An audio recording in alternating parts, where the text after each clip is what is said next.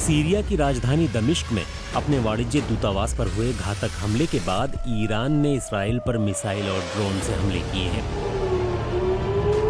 Israel ने अब तक ये नहीं कहा है कि उसी ने दमिश्क में ईरानी कॉन्सुलेट पर हमला किया था, पर माना जा रहा है कि ये उसी ने किया है। ये पहली बार है जब ईरान ने इसराइल पर सीधा हमला किया है।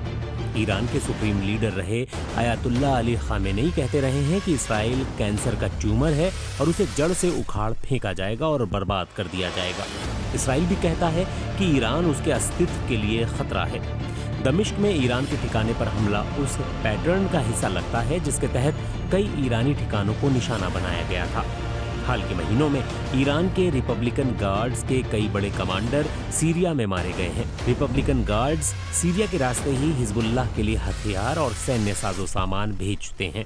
इनमें मिसाइलें और रॉकेट तक शामिल हैं। इसराइल इन हथियारों की आपूर्ति को रोकने की कोशिश में है। साथ ही वो सीरिया में ईरान की सैन्य ताकत को मजबूत होता भी नहीं देखना चाहता। सीरिया ईरान का सबसे बड़ा सहयोगी है। रूस की मदद से ईरान ने सीरिया में बशर अल असद की सरकार की मदद की है। एक दशक से चल रहे गृह युद्ध के बावजूद बशर अल असद सीरिया के राष्ट्रपति बने हुए हैं। लेबनान के सबसे ताकतवर हथियारबंद गुट हिजबुल्लाह पर ईरान का हाथ है।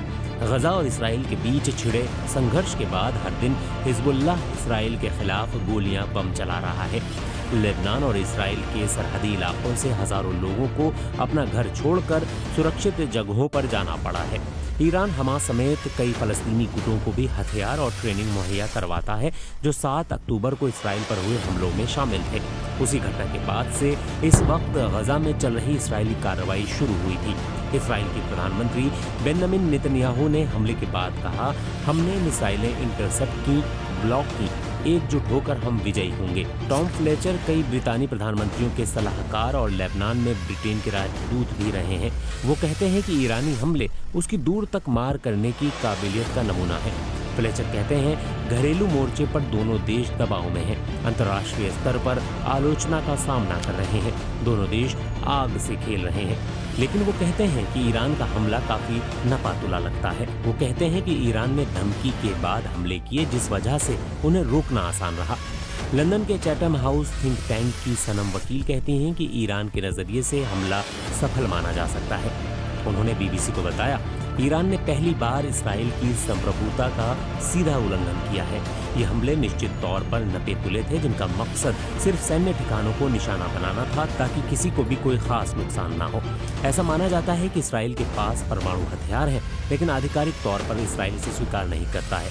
ईरान के पास परमाणु हथियार नहीं है और वो इस बात से भी इनकार करता है कि वो इनका निर्माण कर रहा है। पिछले साल ग्लोबल न्यूक्लियर नियामक संस्था को ईरान की एक अंडरग्राउंड साइट में 83.7% शुद्धता वाले यूरेनियम पार्टिकल मिले थे। ऐसे पार्टिकल परमाणु हथियार बनाने के काम आते हैं।